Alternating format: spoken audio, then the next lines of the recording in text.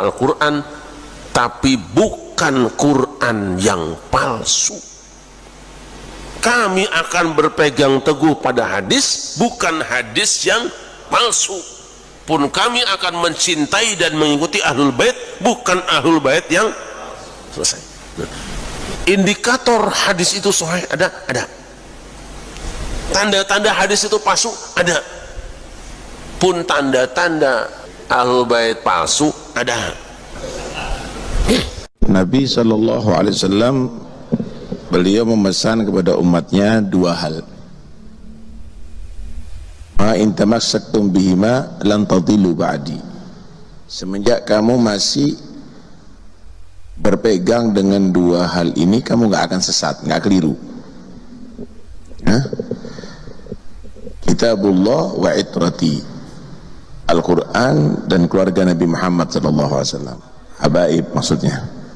Ada riwayat hadis Kitabullah wa sunnati, kitabnya Allah dan sunnahnya Nabi. Berarti tiga hal yang dipesan dengan Nabi. Kalau dijamak ini dua hadis, Al-Quran, hadis dan Ahlul Bait. Al-Quran, hadis dan habaib. Aku tinggalkan di tengah kamu dua perkara. Selama kamu semua berpegang teguh kepada keduanya, maka kamu tidak akan tersesat selamanya, yaitu Kitabullah dan sunnah Rasulnya. Nah, udah selesai. Wajib berpegang teguh kepada Al-Quran dan sunnah, atau Quran dan hadis. Dua itu pegangan umat Islam garis besarnya. Belakangan, dan sebenarnya sudah lama, saya sempat menyaksikan sebuah video, ya,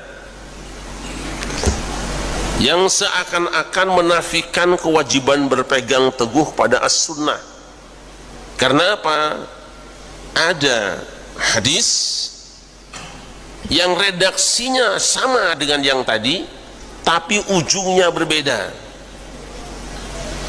Taraktu fikum ma in tamassaktum bihi lan tadillu abadan, kitaballahi wa itrati ahla baiti.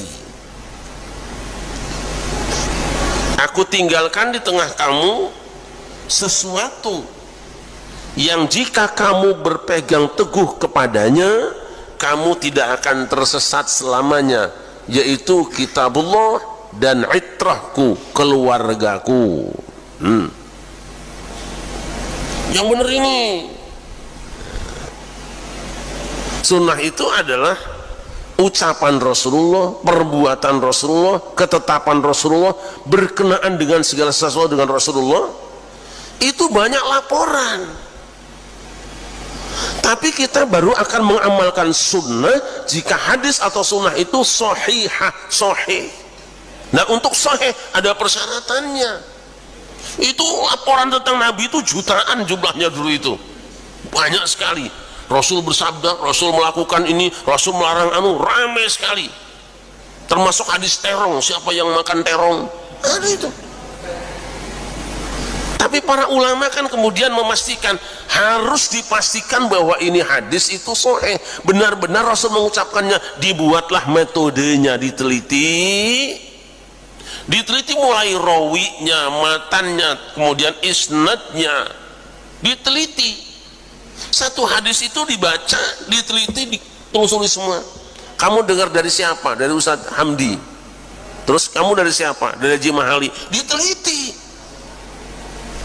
Setelah diteliti orang-orangnya, adil apa tidak, sikot apa tidak, kredibel apa tidak, pinter apa tidak, cerdas apa tidak.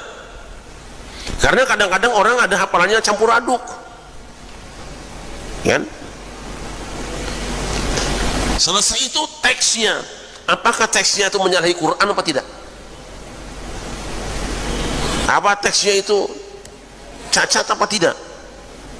Dah, setelah diuji diteliti, disimpulkan, oh ternyata ini menurut kriteria yang disepakati dan ditetapkan para ulama benar-benar hadis sahih. Mari kita fahami dan kita amalkan. Lu ternyata hadis ini palsu toh, maka hadis ini kita buang. Jadi berpegang teguh pada sunnah juga ada teknisnya apa? Pastikan bahwa sunnah itu memang benar. Kedua, yang ketiga sama, berpegang teguh kepada ahlul bait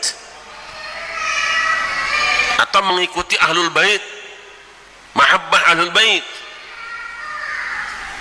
Umat Islam sepakat mencintai ahlul bait itu wajib, walaupun nanti berbeda siapa yang dimaksud dengan ahlul bait, tapi memang mayoritas berpendapat bahwa masih dikategorikan dzurriyyah ahlul bait adalah cucu Rasulullah dari Al Hasan dan Husain atau dari Ali bin Abi Thalib.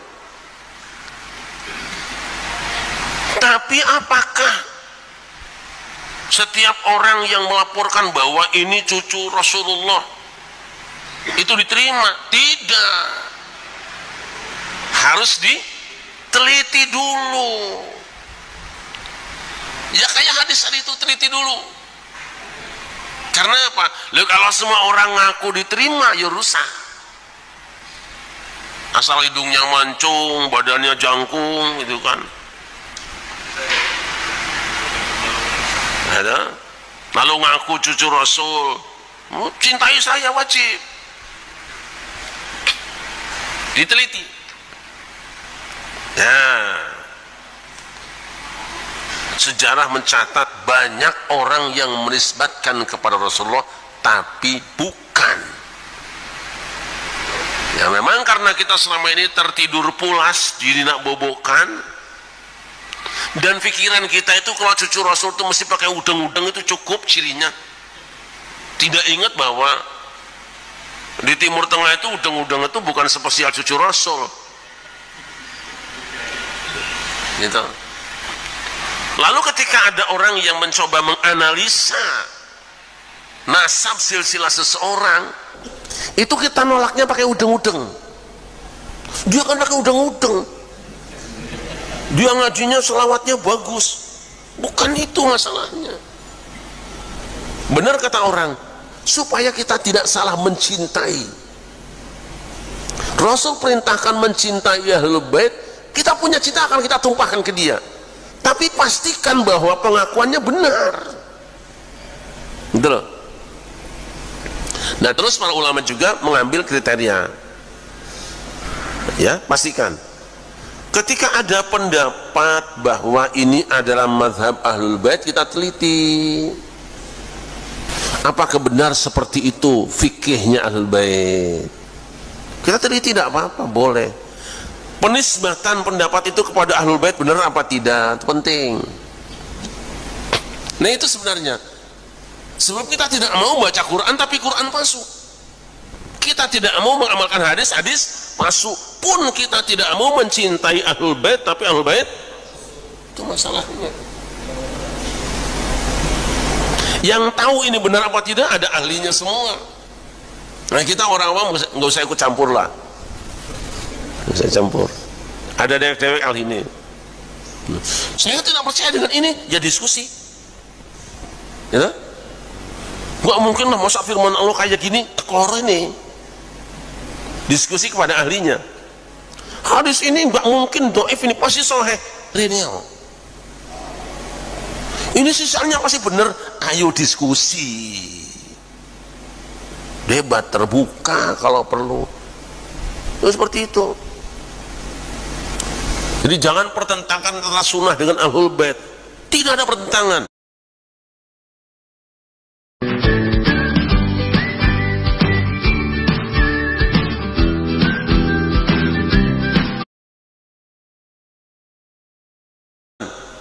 Ada memang persoalan. Indikator hadis itu sahih ada. Tanda-tanda hadis itu palsu ada. Pun tanda-tanda Ahlul bait palsu ada. Maka para ulama mengatakan yang dimaksud dengan ahlul bait yang wajib diikuti adalah yang alimnya. Lah kalau sama yang bodoh mau ngaji apa? Mau sholat sama orang bodoh? Gitu. Yang mana? Yang baik akhlaknya dan mencontoh Rasulullah dalam kehidupannya. Wis. Ayo kita lihat Rasul pernah berdoa, Allahumma ja'al rizqa ali Muhammadin qutan. Allahumma ja'al rizqa ali Muhammadin qutan. Ya Allah, jadikanlah rezeki ali keluarga Muhammad itu hanya pas-pasan. Ada yang gitu sekarang?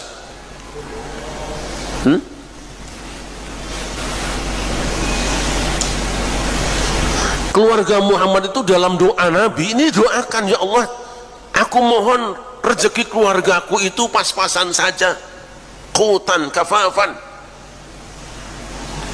Kira-kira doa Rasul dijabah nggak? Jadi kalau ada yang mewah-mewah itu pas nggak dengan doa tadi? Dua, inna la tahillu lana sadaqah. Kami ahlul bait, sedekah itu tidak halal buat kami. Tidak boleh, zakat tidak boleh, sedekah tidak boleh. Jadi kalau ada orang minta sedekah itu pas nggak? Ngaku cucu Nabi. Ayo. Bagaimana pula kalau orang ngambil kotak amal? Saya kemarin dapat laporan dari seseorang, nanti aja kita angkat, videonya ada, bahwa seseorang itu jadi kaya raya gara-gara kotak amal di kuburan miliaran. Anehnya ngaku cucu Rasul, menzinahi anak orang ngaku cucu Rasul. Saya tidak nyebut siapa-siapa, hanya modal udang-udang. Rasul itu tidak pernah bohong, tidak pernah bohong. Dan Rasul berbicara, ahlul baitin Nabi itu lurus, bersih. Karena kalau mau berbicara, mau berbuat, mau bertindak itu mikir malu, jangan sampai Rasul dipermalukan. Jadi saya ulangi, kami akan mengamalkan Al-Quran